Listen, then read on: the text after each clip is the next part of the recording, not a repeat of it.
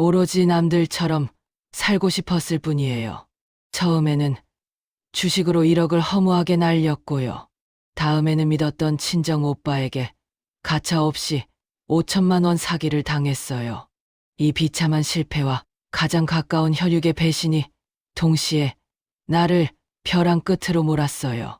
단단하게 믿었던 나의 평생 퇴직금 3억이 단 한순간의 주식과 부동산 2번의 실패로 산산조각 났어요.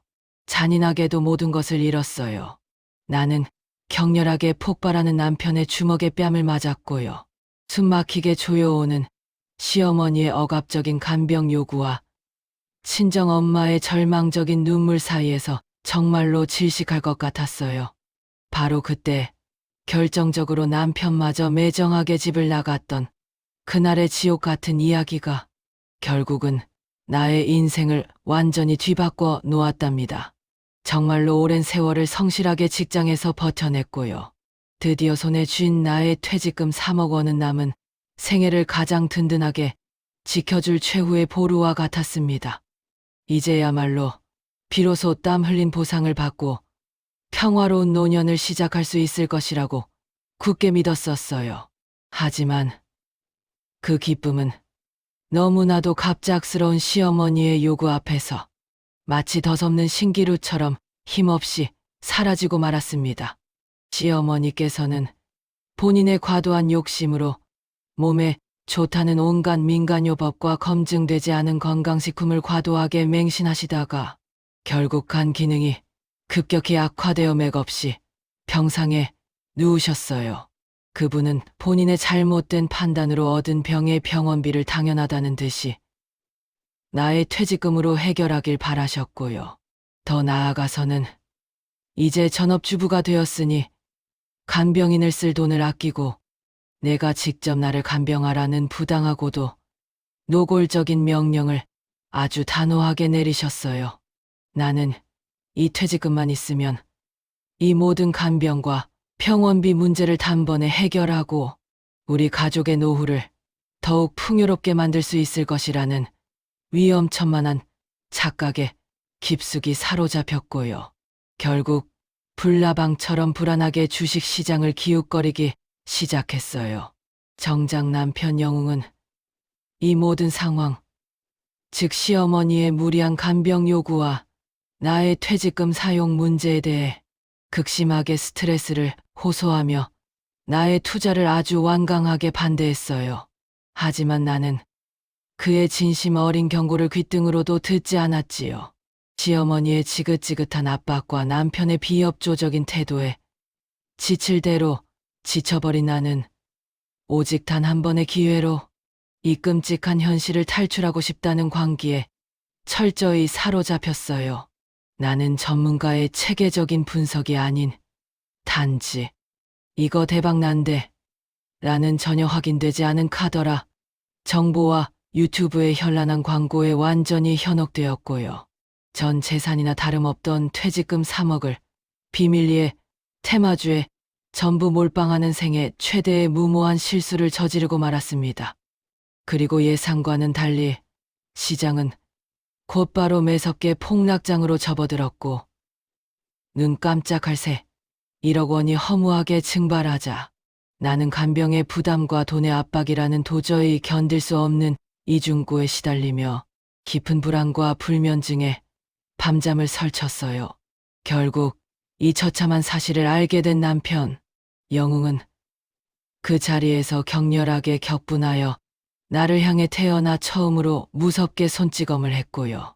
나는 그에게 간병도 돈도 다 내 책임이라며 감히 이혼을 말하는 돌이킬 수 없는 파국적인 상황을 맞이했어요.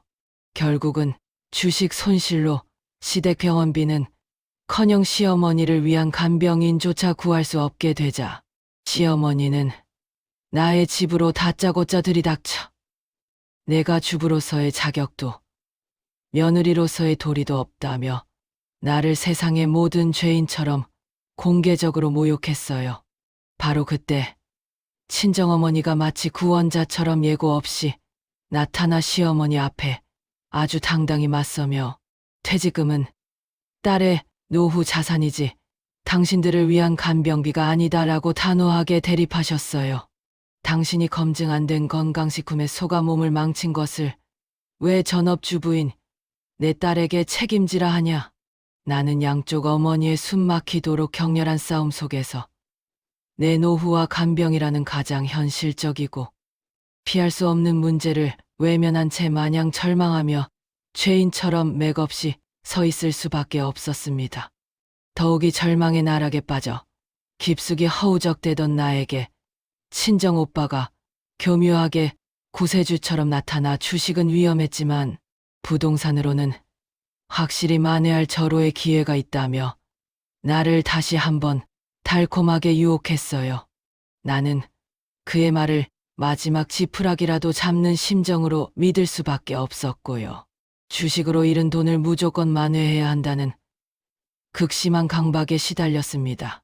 나는 이미 탈탈 털린 퇴직금 대신 친정 엄마의 낡은 통장에서 받은 소중한 마지막 자금과 은행 대출을 억지로 최대한 더해 영끌로 지방의 한 미분양 아파트를 울며 저자 먹기로 매수하는 아주 극단적인 선택을 했습니다.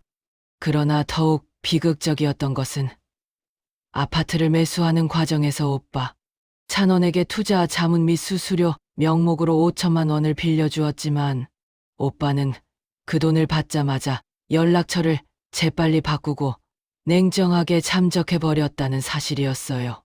내가 세상에서 유일하게 믿었던 혈육인 친정 오빠에게마저 비참하게 사기를 당했다는 처절한 사실을 알게 되었을 때 나는 말 그대로 완전히 무너져 내렸고요. 이제는 정말로 단 하나의 희망도 사라졌다는 것을 뼈저리게 깨달았어요. 결국은 매수한 아파트는 언론에서 연일 입주 폭탄 지역이라 보도되었고요. 전세는커녕 월세도 나가지 않아 매달 수백만 원의 이자 폭탄을 고스란히 맞았어요. 부동산 가격마저 무섭게 폭락하자 남편 영웅은 주식과 부동산 양쪽에서 연달아 실패한 나를 더 이상은 감당할 수 없다며 결국 매정하게 가출하고 말았습니다. 친정엄마에게는 오빠에게 사기를 당했다고 차마 말할 수 없었고요. 시어머니는 당장 법적으로 모든 것을 처리하고 고소하겠다며 마침내 최후 통첩을 하는 절망적인 지경에 이르렀어요. 우리 가족은 완전히 해체되었습니다. 나는 이 모든 비극의 가장 큰 원흉이며 더 이상 살 가치가 없다는 처절한 자책감에 시달리며 매일같이 스스로를 비난했고 말 그대로 비참하게 바닥을 기었습니다. 하지만 바닥까지 떨어진 나를 다시 일으켜 세운 것은 나의 가장 소중한 큰딸 유진이었습니다. 30대 후반의 유진은 자신의 엄마가 겪는 고통을 가장 가까이에서 지켜보며 몰래 눈물을 흘렸고요.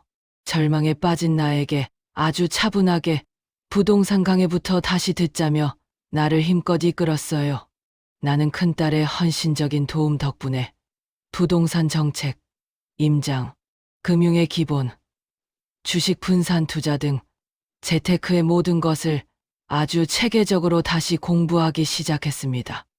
나는 과거 영끌로 인한 치명적인 위험성과 충동적인 투자의 폐해를 뼈저리게 반성하면서 성실함과 원칙만이 진정한 투자, 비법임을 확실하게 깨닫게 되었어요. 이젠 돈의 노예가 되는 것이 아니라 나 자신을 바로 세우는 것이 무엇보다 우선이라는 것을 깨달았고요. 두 번의 쓰라린 실패는 나에게 가장 값진 인생의 재테크 교과서가 되었답니다. 그렇게 1년 후 나는 미분양 아파트를 손해를 최소화하여 처분하는 데 마침내 성공했고요. 법적인 조치와 끈질긴 설득 끝에 친정 오빠에게 준 돈도 일부 회수할 수 있었어요. 무엇보다 가장 감격스러웠던 것은 가출했던 남편 영웅이 돌아와 눈물로 용서를 빌었고 나 역시 남편과 함께 시어머니께 병원비 전액을 당당히 드리고 진심으로 화해했다는 사실입니다. 친정엄마의 돈을 모두 돌려드리자 친정엄마는 나를 정말로 자랑스러워하며 내 노후는 이제 내가 지키게 되었다고 따뜻하게 격려해 주셨어요. 나는 재테크의 목표가 결국은 돈이 아니라 위기를 함께 겪어내고 더욱 굳건해진 가족들의 믿음이었다는 것을 비로소 알게 되었어요. 현재 나는 중장년층을 대상으로 나의 이중 실패 극복담과 원칙 있는 재테크를 강연하며 인생 2막을 매우 활기차게 살아가고 있어요. 남편 영훈과 함께 남은 노후 자산을 아주 안정적인 분산 투자로 관리하며 매일매일 감사와 행복을 만끽하고 있답니다. 투자에서 가장 중요했던 것은 돈의 크기가 아니라 위기를 통해 얻어낸 강인한 자기계발의 힘이었어요. 내 인생에서 가장 값진 것은 잃어버린 돈이 아니라 2번의 실패를 딛고 일어선 나 자신과 회복된 가족들의 사랑과 믿음이었어요. 아이고, 윤정아, 주부 간병, 돈, 2번의 실패까지 겪고도 다시 일어선 얘 용기가 진짜 천금이다. 우리 동네에서 내가 최고다, 최고. 힘내라, 힘. 사랑한다. 언제나 당신을 응원하는 옆집 언니의 수다 이야기였습니다. 구독과 좋아요로 마음을 표현해 주신다면 큰 힘이 될 거예요. 다음 사연에서도 다시 만나요.